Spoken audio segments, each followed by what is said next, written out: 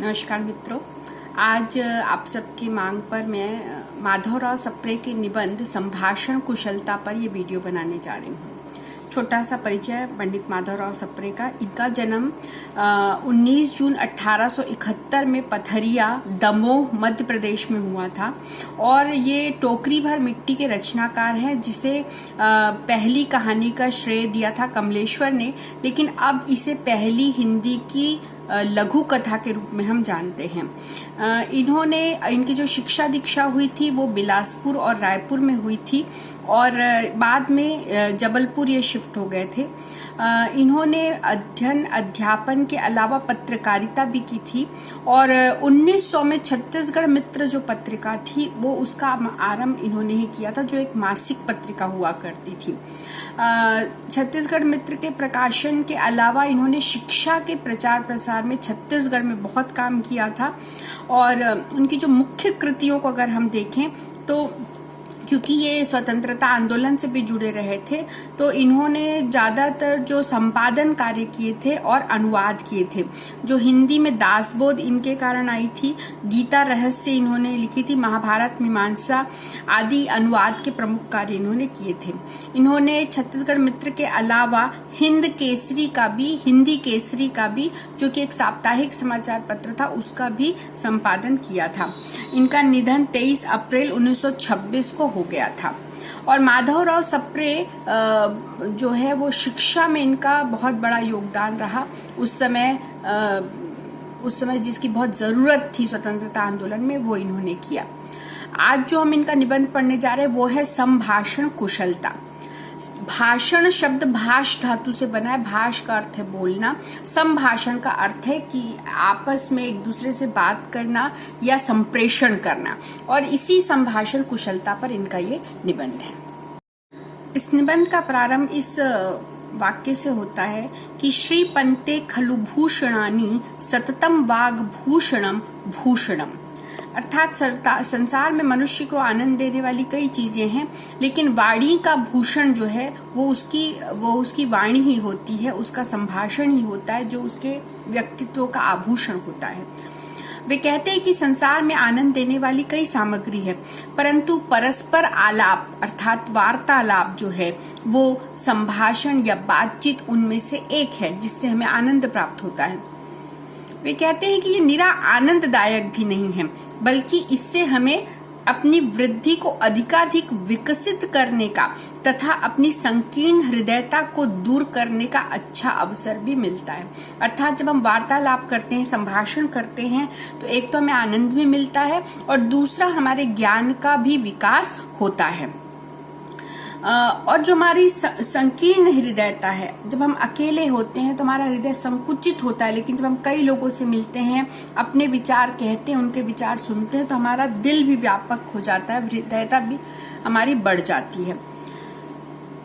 इस मानवीय जीवन संग्राम में विषय प्राप्ति करने के अन्य गुणों के साथ संभाषण कुशलता का होना भी आवश्यक है। वे कहते हैं कि जीवन संग्राम में हमें कई चीजें प्राप्त करनी है, लेकिन उसमें से हमें संभाषण कुशलता हमारे अंदर होनी बहुत ही आवश्यक है। संभाषण करते समय मनुष्य का असली हृदय प्राप्ति करने के अन्य गुणों के साथ संभाषण कुशलता का होना भी आवश्यक है। अर्थात आप अपने कर्मों से भी लोगों का दिल जीत सकते हैं, लेकिन अगर आप में संभाषण कुशलता है तो आप ज्यादा जल्दी लोगों के हृदय पर राज कर सकते हैं। संभाषण करते समय मनुष्य का असली हृदय भाव शब्दों से और उसकी हलचलों या चेहरे से अवश्य ही प्रकाशित हो जाता है, जिससे अन्य मनुष्य इस बात को सफलतापूर्वक या सरलतापूर्वक समझ सकता है। जब हम किसी से बात करते हैं तो केवल हमारी शब्द, हमारी वाणी ही बात नहीं करती बच्चों, बल्कि हमारे हाव भाव, हमारे एक्सप्रेशन, हमारी अभिव्यक्ति, हमारा हाथ पांव जिस तरीके से है, हम किसी की बात को कितना ध्यान से सुन रहे हैं या कहते समय कितना शुद्धता से अपनी बात कह रहे हैं, ये सारी चीजों का प्रभाव सामने वाले व्यक्ति पर पड़ता है। आगे वे कहते हैं कि संभाषण वह मनुष्य किस आचार विचार का है, कि हम किसी से बात करके ही जान सकते हैं कि उसके आचार विचार क्या हैं। कहा जाता है कोयल और कौवा दोनों एक से हैं, एक से दिखते हैं, लेकिन जब वो बोलते हैं तब कोयल की मधुरता और कौवे की कर्कशता से उनका पता चल जाता है। संभाषण अथवा परस्पर बातचीत वह कुंजी है जो हृदय के खजाने को खोलकर समाज के सामने परीक्षण के लिए रख देती है। मतलब जब हम बोलते हैं तो हमारे हृदय की वो कुंजी से जैसे ताला खुलता है, चाबी से जैसे ताला खुलता है, वैसे हमारी वाणी से हमारा व्यक्तित्व खुल जाता है और समाज उससे हमारा आसानी से परीक्षण कर सकता है। इसलिए हमारे पूर्वजों ने नीति उपदेशों में कहा है कि मूर्खों को यही शिक्षा दी है कि तुम बुद्धिमानों के सामने चुप रहो, बोलो मत, क्योंकि जो बुद्धिमान व्यक्ति होता है उसके सामने यदि आप ज्यादा बोलेंगे तो वो तुरंत आपके बारे में सब कुछ जान जाएगा। इसलिए बुद्धिमानों को सुनो, ये उनका उपदेश है। विभूषणम मौनम पंडितानाम, अर्थात पंडितों के सामने हमारा आभूषण है मौन, शांत रहना। जो मनुष्य समुचित रीति से संभाषण कुशल हो जाता है वो अपने और दूसरों के बड़े बड़े हितकर कार्यों की बात भी कर सकता है और हंसते हंसते दूसरों को स्थायी शिक्षा भी दे सकता है। अर्थात कि अगर आपको आ गया कि बात कैसे करनी है, संभाषण कुशलता कैसे अर्जित करनी है, तो बहुत जल्दी आप किसी को हंसते हंसते उसको कोई शिक्षा दे सकते हैं या किसी के हित की कोई बात कह सकते हैं। परंतु ये कब? जब आपको अच्छे से अपनी बात अभिव्यक्त करना आ जाए। आगे क्या कहते हैं, या तो कुल मिला के माधवराव सप्रे यहाँ पर हम सबको शिक्षा दे रहे हैं कि हमें अपनी वाणी को किस तरीके से उसमें हमें कुशलता अर्जित करनी है। आगे वे कहते हैं कि परंतु जब हम देखते हैं कि हमने अपनी संभाषण शक्ति को कहाँ तक पुष्ट और सुयोग्य बनाने का प्रयत्न किया है, जिस तरीके से कोई भी कुशलता हासिल करने के लिए हमें अभ्यास करना होता है, प्रयत्न करना होता है, उसी तरह से भाषण में भी कुशलता लाने के लिए, बोलने में भी कुशलता लाने के लिए हमें प्रयास करना चाहिए। तब हमें अपनी मूर्खता और कर्तव्य परायणता पर हंसी आती है। ये ऐसा क्यों कह रहे हैं? इसलिए क्योंकि हम कभी भी प्रयास नहीं करते अपनी वाणी को अच्छा बनाने का। होश के साथ बातचीत करना तो दूर रहा, हम कभी कभी आम कहने की इच्छा रख कर नीम कह जाते हैं और सुनने वाला उस नीम के कड़वेपन से ऊब जाता है। मतलब कई बार आपने भी महसूस किया होगा कि हम कहना कुछ और चाहते हैं और कह कुछ और जाते हैं। जो काम हम अच्छा बनाने के लिए कहते हैं, कई बार हम उसे पूरा बिगाड़ देते हैं। तो इसी और इंगित इन्होंने किया है। जिस मनुष्य को ये बात अच्छी तरह मालूम है कि किस मौके पर किस मनुष्य से कैसी बातचीत करनी चाहिए, उसके पास एक बड़ा भारी अस्त्र है। ये उस अस्त्र की सहायता से स्वार्थ और परार्थ साधन करके थोड़े ही परिश्रम से समाज प्रिय हो सकता है। आपने देखा होगा कि जो लोग समाज में प्रिय होते हैं, लोगों को पसंद आ जाते हैं, उनकी एक बड़ी खूबी होती है उनकी वाक कुशलता, उनकी वाक पटुता। तो वे कहते हैं कि ये एक तरह का अस्त्र है। अगर आप अच्छी तरह से बोलना सीख जाएं तो आप बहुत जल्दी समाज में लोकप्रिय हो सकते हैं। ऊपर कहा जा चुका है कि परस्पर संभाषण शिक्षा प्राप्त करने पर और शिक्षा प्रदान करने का एक बड़ा भारी सुगम साधन है। मतलब आप जब किसी से बात करते हैं, संभाषण करते हैं, तो आप शिक्षा भी हासिल कर सकते हैं। बात पहले ही उन्होंने कह दी है। फिर वे कहते हैं कि इसलिए हमें ये अवश्य जान लेना चाहिए कि बातचीत करते समय हमें किन दुर्गुणों से बचना है। मतलब हमें गुण क्या हो वो भले न देखें, परंतु हमें दुर्गुणों से बचना आना चाहिए। पहला दुर्गुण जो बहुत से मनुष्यों में बातचीत करते समय देखा जाता है, जी हाँ का है। ऐसे मनुष्यों के सामने चाहे जो भी कहा जाए, ये नहीं कहना नहीं जानते। इनकी जीभ क्या है, मानो एक खेत है जिस पर जी हाँ का कपास मनमानी उगा हुआ है और जिसे ये बात में काट कर दूर फेंकते हैं। ये देखिए, यहाँ से हमें पता चलता है जो शैली है माधवराव सप्रे जी की कि वो शैली कितनी अलग और अद्भुत है, अलहदा है कि वो इस तरह से कह रहे कि जीना जीना जैसे कपास की कोई फसल लगी हो और उसे काट काट कर फेंक रहे हैं, और हर बात में हामी भरना भी एक दुर्गुण है, ये बताया है उन्होंने। इनके सामने आप असंभव से भी असंभव बातें करते जाइए, परंतु इनका सर जब हिलेगा तब हाँ में ही हिलेगा। ये आकाश से रवाना होकर पाताल तक जाएगा, अर्थात हाँ में हिलेगा। ये 5-5 मिनट में परस्पर विरुद्ध बातों की हामी भरते जाएंगे और तुम्हें बादल फोड़कर पानी बरसाने वाले बांस कर ढूंढ कर देने का वचन देंगे, अर्थात अनहोनी से अनहोनी बात को भी ये जी हाँ कहकर हो जाएगा ऐसा कह देंगे।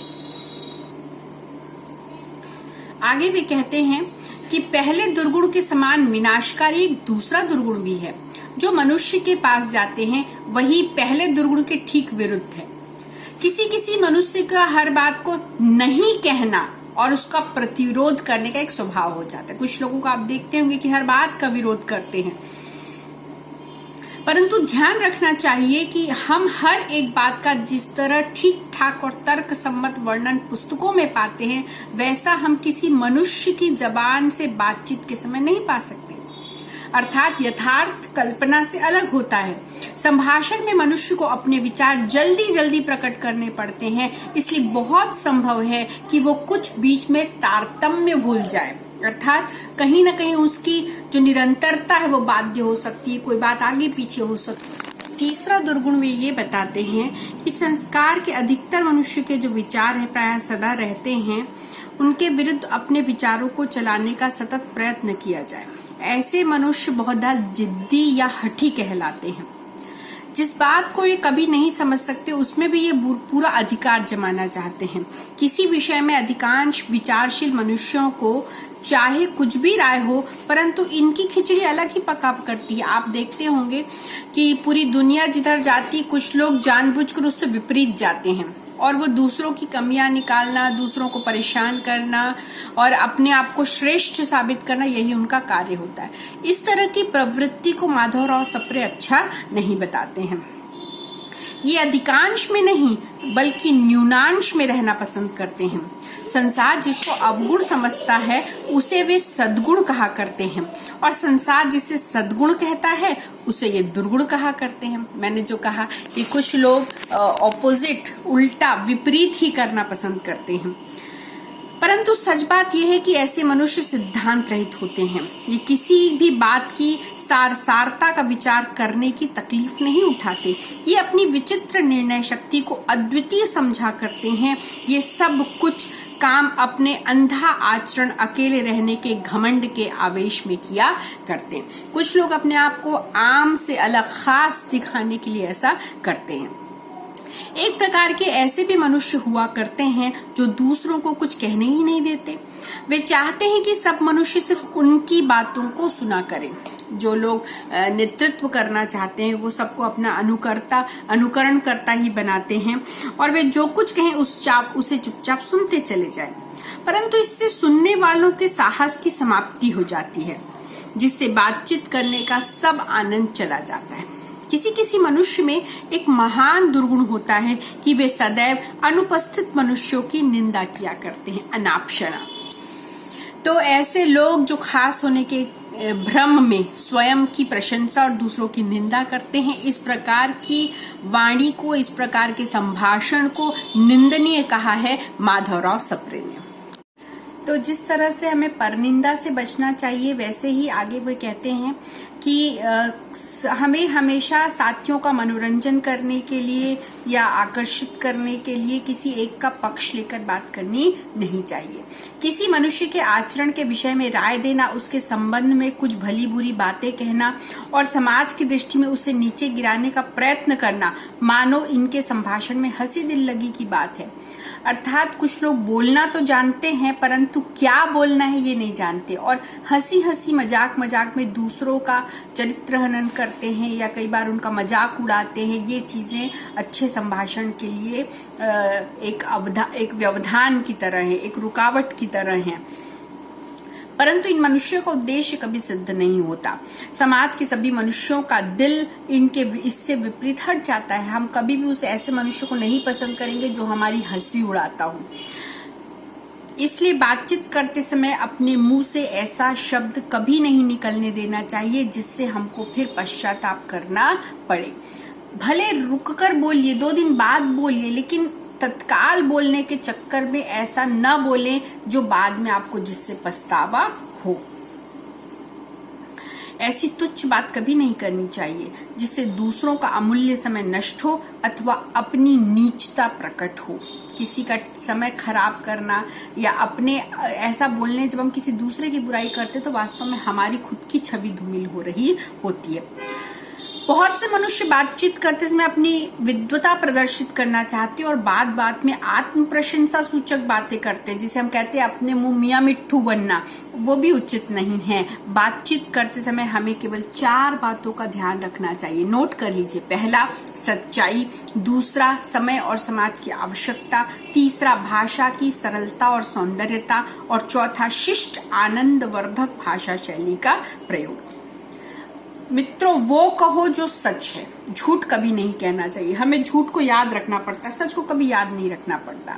दूसरा, वो बात कहो जिसकी इस समय हमें जरूरत है, समाज को जरूरत है, जो समय के अनुकूल है। किसी को कोई दुख में है तो उसको सांत्वना दीजिए, कोई खुश में है तो उसको उसके साथ हंसिए, उसकी खुशी को बढ़ाइए। तो समय और समाज की आवश्यकता के अनुकूल बात करिए। कोई लोग पुराने अतीत की ही बातें करते रहते, कोई लोग हैं तो हमेशा नकारात्मक बातें करते, इसकी आवश्यकता नहीं है। तीसरी, सरल भाषा में बात करिए। कई लोग पांडित्य प्रदर्शन के लिए ऐसी क्लिष्ट भाषा का प्रयोग करते हैं कि उसका रस चला जाता है। और सौंदर्य युक्त बात करिए, अर्थात ऐसी बात करिए जो रुचे, लोगों को पसंद आए। और शिष्टाचार में रहकर बात करिए। कई लोग अशिष्ट भाषा का प्रयोग करते हैं। कई बात करते समय कई लोग ऐसे शब्दों का प्रयोग करते हैं जो एक संसदीय शब्द नहीं, असंसदीय भाषा का प्रयोग करते हैं, वो ठीक नहीं है। और हमारी भाषा, आप देखिए, जिनसे बात करके हमें अच्छा लगता है, हम उनसे बार बार मिलना चाहते हैं, उन्हें बार बार फोन लगाते हैं। तो ऐसे आप भी बात करें कि आप दूसरों का आनंद बढ़ाएं। जो मनुष्य इन बातों का ध्यान देकर बातचीत किया करता है, उसके बातों का दूसरों पर अच्छा प्रभाव पड़ता है। आगे वे कहते हैं कि झूठ बोलने से हम संभवतः दूसरों का नुकसान तो कर सकते हैं, परंतु उससे हम खुद अपना भी बड़ा भारी नुकसान कर रहे होते हैं। झूठ से किसी का नुकसान नहीं होता, बल्कि हमारा खुद का बड़ा भारी नुकसान होता है। इसलिए झूठ तो बच्चों कभी बोलना ही नहीं चाहिए। जिस मनुष्य के पास हम जाते हैं वो हमें घृणा की दृष्टि से देखता है। झूठे व्यक्ति को कहते हैं ना कि जंगल में शेर आया कहते, तो जब सच में शेर आता है तो कोई इस पे विश्वास नहीं करता। इसलिए झूठ कभी भी कहना नहीं चाहिए। आगे लेखक कहते हैं कि फल ये होता है कि कोई भी मनुष्य हमारे दुख का साथी नहीं रहता, बल्कि हमारे दुख से दूसरों को सुख होता है। इसलिए कम से कम स्वार्थ की दृष्टि से हमें अवश्य ही सच बोलने का अभ्यास करना चाहिए। समय और समाज की आवश्यकता के अनुकूल बात करनी चाहिए। प्रचलित विषय पर कुछ बोलना या उसको मनोयोगपूर्ण सुनना श्रेयस्कर है। जो हर समय हम देखते समकालीन कुछ विषय प्रचलित होते हैं, उन पे हमें बोलना चाहिए और उन्हें सुनना चाहिए। जब किसी विषय पर बातचीत हो रही हो तो हमें समाप्त किए बिना नए विषय को जबरदस्ती शुरू नहीं कर देना चाहिए। कई लोग दूसरे की बात सुनते हुए बीच में ही घुस जाते हैं, वो गलत बात है।